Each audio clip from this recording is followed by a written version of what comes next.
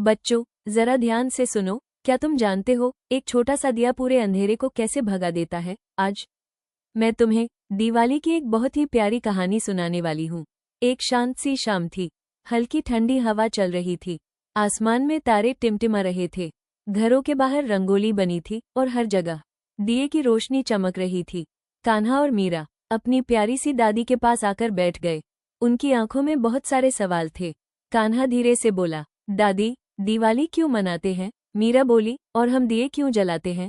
दादी मुस्कुराई और बोली, बहुत बहुत पहले की बात है। एक सुंदर सा शहर था जिसका नाम था अयोध्या। वहाँ के लोग बहुत खुश रहते थे क्योंकि वहाँ रहते थे श्री राम।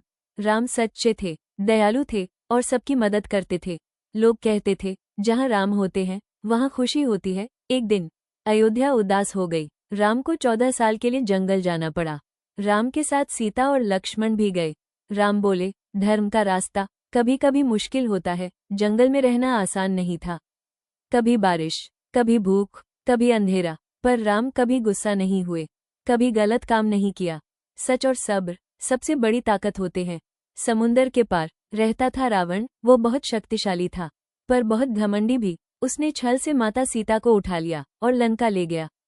राम दुखी हुए पर उम्मीद नहीं छोड़ी। तब आए हनुमान जी, राम के सबसे सच्चे भक्त। हनुमान जी ने समुंदर पार किया और लंका पहुंच गए।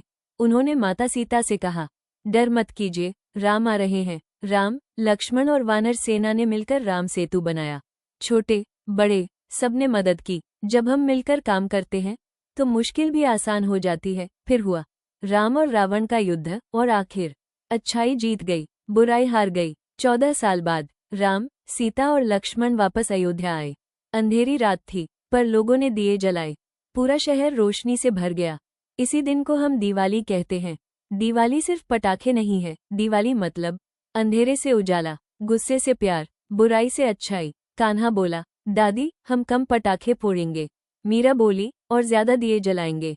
दादी खुश हो गई। बच्चों, जब एक छोटा सा दिया जलता है तो पूरा अंधेरा भाग जाता है। इस दिवाली अपने दिल का दिया जलाइए और दुनिया को रोशन बनाइए।